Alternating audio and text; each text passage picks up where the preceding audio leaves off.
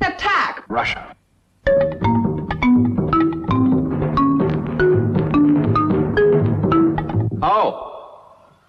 Oh.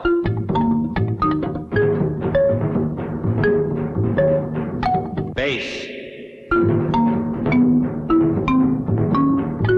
10 females to each male.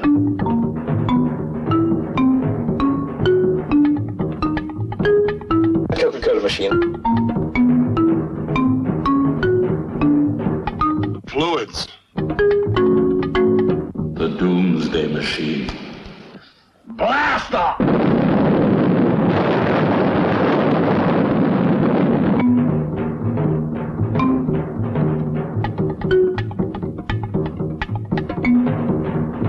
Where's my shorts?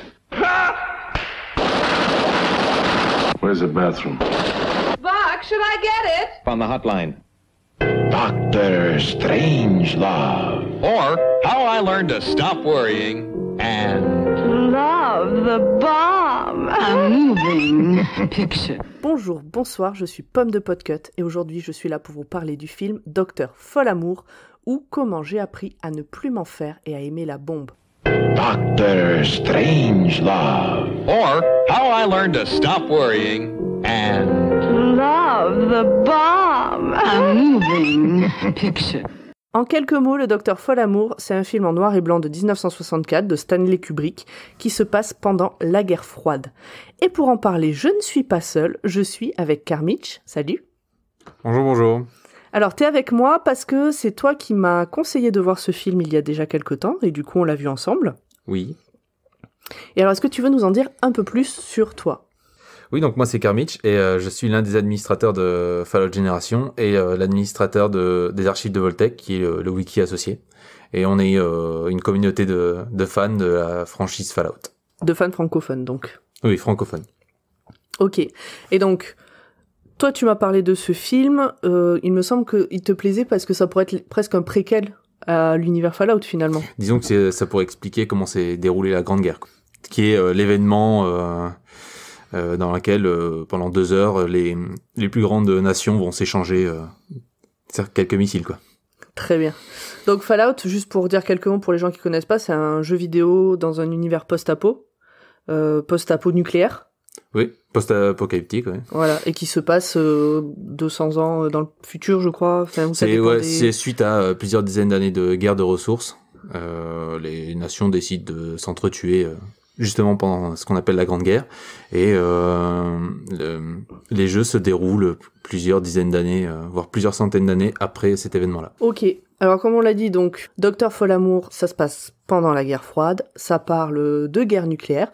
En quelques mots, pour le résumer, donc un beau matin, le général de l'armée de l'air américaine, Jake D. Ripper, sombre dans la paranoïa et décide d'envoyer ses 42 bombardiers B-52 munis de bombes atomiques contre l'URSS. Du coup, une réunion d'urgence présidée par le président des États-Unis est organisée par le chef d'état-major. Une fois tout le monde réuni dans la War Room du Pentagone, Turginson apprend à tout le monde ce qu'il vient de se passer, donc le président des États-Unis n'était pas non plus au courant de pourquoi il y avait cette réunion, et que le général à l'origine de cette action a coupé toutes les communications, que personne ne peut rappeler les avions, et qu'il faut trouver un moyen d'éviter une guerre nucléaire.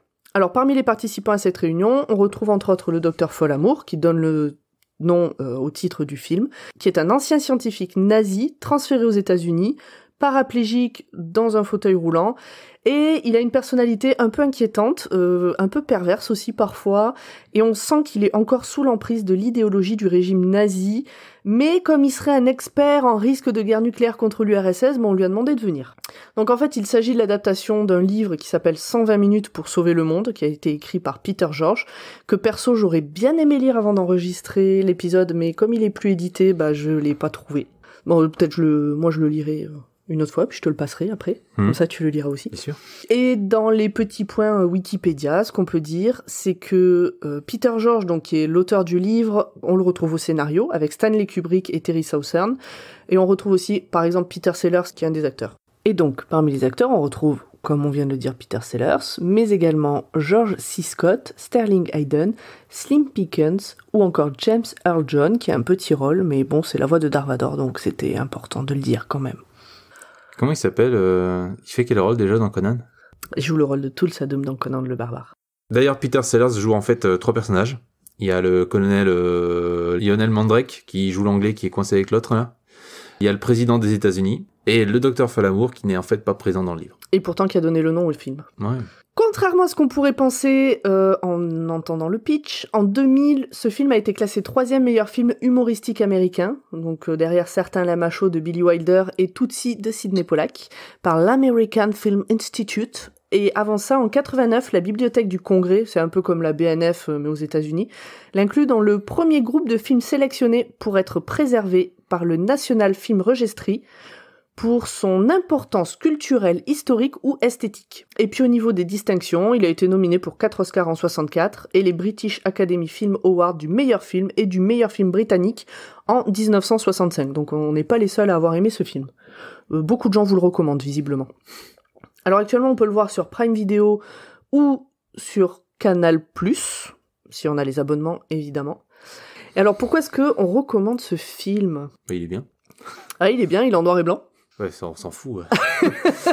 Bah, ça dépend, il y a des gens qui aiment bien le noir et blanc. Moi, je l'ai bien aimé parce que il est complètement absurde et en même temps, comment dire, je pense que c'est assez représentatif de ce qui pourrait se passer. C'est la bureaucratie et le comment on dit, les process poussés à son comble. Mm-hmm. Ça a un côté flippant et marrant, en fait. De se dire, ça se passe peut-être comme ça dans la vraie vie.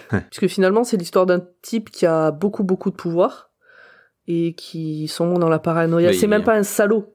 Il abuse d'une faille dans les... C'est pas les traités, il profite de cette faille dans la bureaucratie pour user de son pouvoir et lancer plusieurs dizaines de forteresses en direction du RSS, quoi. Oui, et c'est ça, c'est que c'est pas un méchant qui se retourne, machin, c'est un mec qui pète un plomb, qui est persuadé que c'est ça qu'il faut faire. Bah, c'est juste qu'il est endoctriné par la politique de son pays, quoi, c'est tout.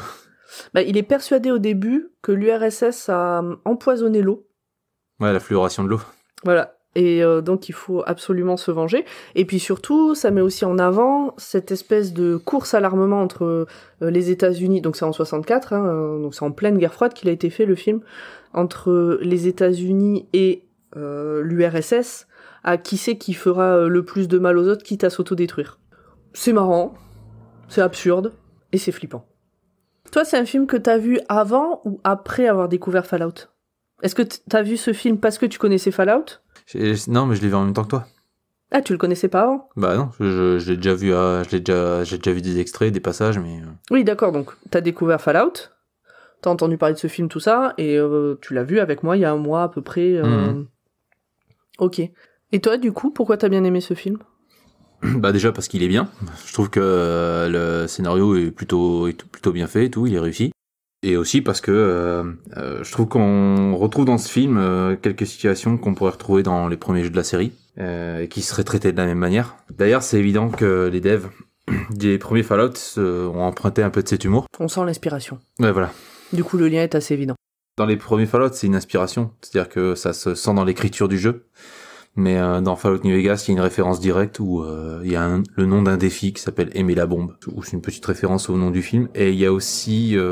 pas mal dans l'iconographie du Vault Boy, il y a... Le Vault Boy, c'est le bonhomme qu'on retrouve un peu partout. Oui, c'est l'icône, en fait c'est l'icône de Vault-Tec à la base, et c'est l'icône utilisée pour Fallout. C'est un petit bonhomme. Et il doit y avoir une illustration où on voit le Vault Boy sur une bombe nucléaire et qui tient un chapeau, quoi. Donc c'est une référence directe. Ah là, c'est très direct, ouais. Est-ce qu'on peut dire que c'est un peu tout public ? Oui, ça va, non ? Sur Wikipédia, non, je sais plus quel site, ils disent à partir de 12 ans. Bon, ça va. Oui, c'est peut-être parce qu'il y a des mots vulgaires. Il y a des mots vulgaires, il y a pas de meuf à poil, ou presque pas. Bon, ça tire à l'arme, c'est un film un peu de guerre quand même si ça se passe beaucoup dans le Pentagone. Ouais, mais finalement, on voit pas de mort et tout. Je pense que c'est juste... La représentation du nucléaire, peut-être. Le nazi. Bah quoi. Oui. Bon, bref, on le recommande. Oui. À tout le monde. Il faut pas avoir peur du noir et blanc. Des fois, c'est bien les films en noir et blanc. Il n'y a pas de raison de pas regarder un film en noir et blanc. Bon, pour rappel, on te retrouve du coup sur Fallout Génération. Oui, donc ça c'est le forum. Ouais, ou le site, ou le wiki. Et le nom de l'assaut. Et sur le wiki, où vous attendez aussi... Les archives de Voltec. Les archives de Voltec. De Voltec. Voltec, c'est voilà. Dur à dire. Sur lequel vous êtes quelques-uns, mais les nouveaux venus qui voudraient participer sont les bienvenus. Oui, c'est en accès libre pour tout le monde, et il n'y a même pas besoin de s'inscrire pour contribuer. C'est comme Wikipédia. Bah très bien, on mettra tous les liens en description. Merci de m'avoir parlé de ce film parce que je l'ai beaucoup aimé, et puis merci d'avoir participé à cet enregistrement. Oui, merci à toi aussi. Rendez-vous la semaine prochaine pour parler d'autres choses, et c'est quelqu'un d'autre qui vous en parlera. Oui, salut. Salut! Watchlist est un podcast du label Podcut. Vous pouvez écouter un nouvel épisode tous les lundis ou découvrir les 24 autres podcasts du label. Vous pouvez également nous aider en parlant de nous sur les réseaux sociaux ou en nous donnant quelques pièces sur notre Patreon www.patreon.com/podcut. Merci à tous et à lundi pour un nouvel épisode.